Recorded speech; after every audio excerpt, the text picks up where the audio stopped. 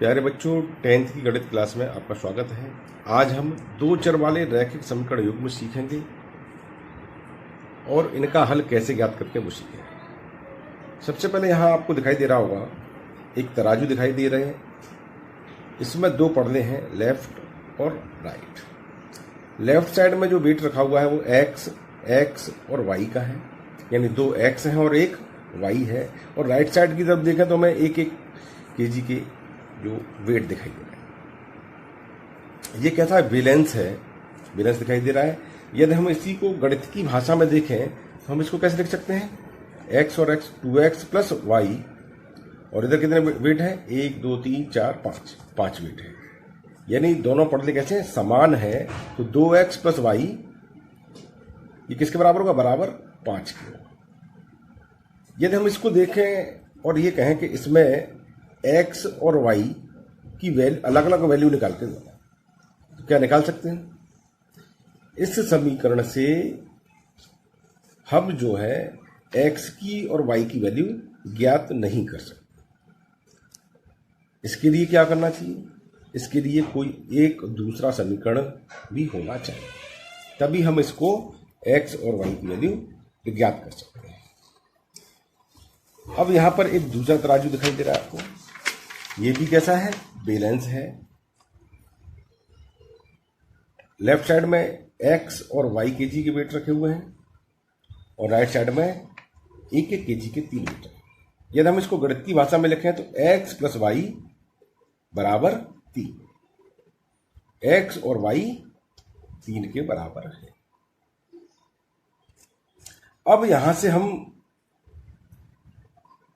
x, इन दोनों समीकरणों से एक समीकरण ये हो गया 2x प्लस वाई बराबर 5 और दूसरा समीकरण है x धन वाई बराबर 3। यदि हम यहां से देखें तो यहां से हम x और y की वैल्यू ज्ञात कर सकते हैं। तो देखें कैसे? x प्लस वाई यहां से इस में से हटा दें तो क्या बचा शेष? यहां पर x बचता है। क्या बचा शेष? x। और यहां से x प्लस वाई का मान कितना है? 3 के बराबर है। 3 यहां से हटाए, 3 यहां से हटाए तो कितने बचे? 2 बचते। x की वैल्यू कितनी आ जाएगी? यहां से 2। यदि 2 की x की वैल्यू इस समीकरण में रख दें 2 धन 3, 2 धन वाई बराबर 3, तो वाई का मान कितना आ जाएगा? 1। इसको और ज्यादा अच्छे से समझें तो यहां हम देखते हैं आपके पिताजी ने आपको कुछ रुपए दिए और बाजार से आपको 1 किलोग्राम आम और 1 किलोग्राम अंगूर लाने के लिए कहे।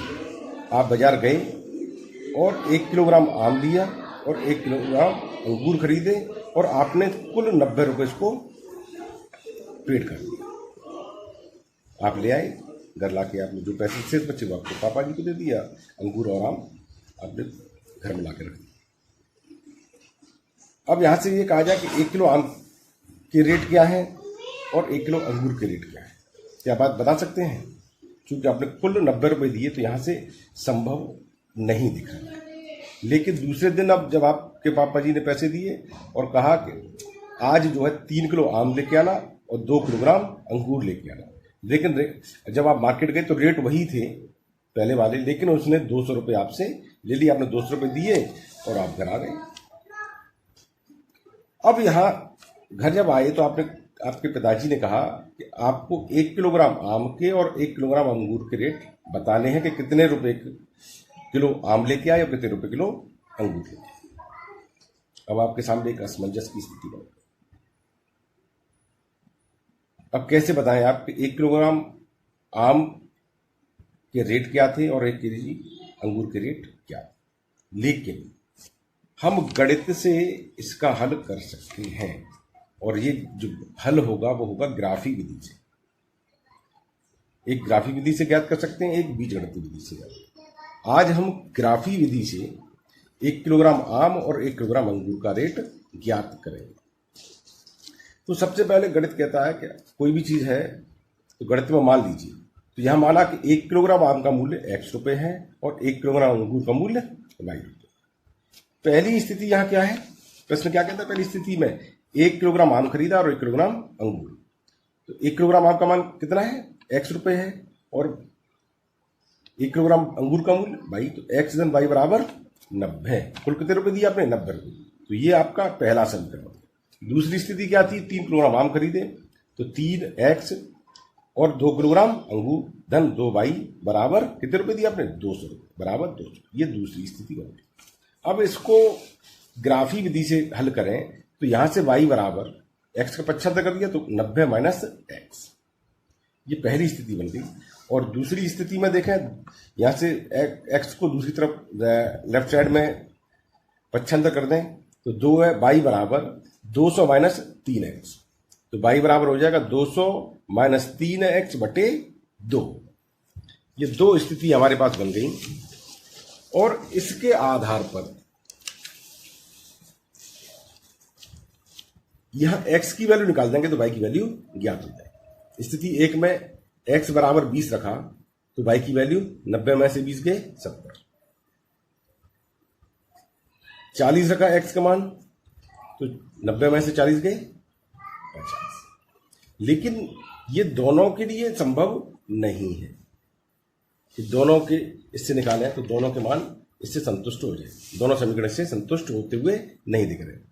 या इसी तरह से दूसरी स्थिति, तो y का x का मान हमने 30 रखा, तो 30 या 90, 200 में से 90 गए 110 बटे 2 55। y का मान कितना आ गया, 55। अब यहां x की वैल्यू 60 रखते हैं, तो 3 का गुणा 60 से किया तो 180, 200 में से 180 के बच्चे 20 और 20 में 2 का भाग दिया 10। तो x का मान या 30 रखा तो 55 और 60 रखा तो y का मान 10 आता है।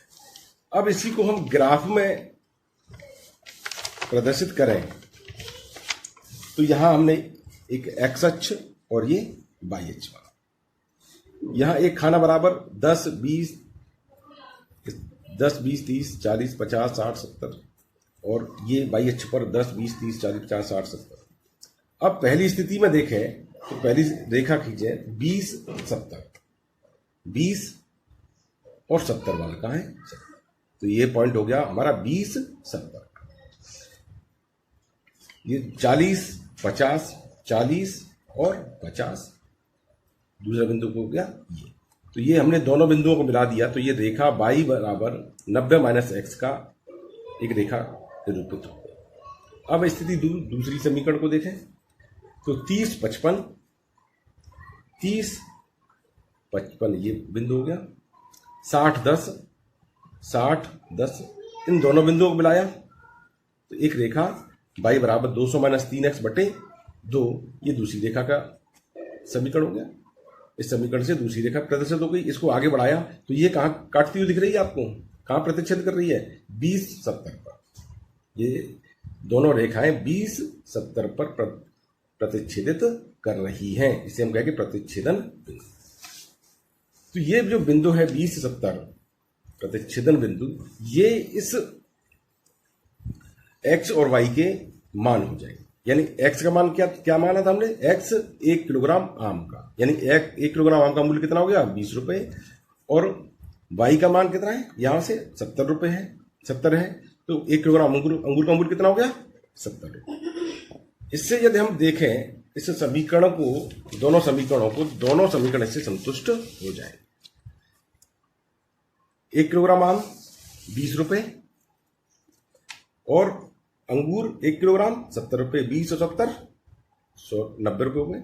3 किलोग्राम आम 20 रुपए किलो से 20 दिया 60, और अंगूर 2 किलो 70 से 140 200 रुपए। इससे दोनों ही समीकरण संतुष्ट हो रहे हैं, तो इसे हम कहेंगे इन दोनों समीकरण का हल करें। यानी जिससे दोनों समीकरण संतुष्ट हो जाए, यानी दोनों समीकरण में मान रख दें तो दोनों समीकरण संतुष्ट हो जाएं, तो वो कहलाएगा इन रैखिक समीकरण युग्मों का हल। हम इन दोनों समीकरणों के जब रेखा निरूपित करेंगे तो एक स्थिति ऐसी भी आएगी जब दोनों रेखाएं एक दूसरे को प्रतिच्छेदित नहीं करेंगी।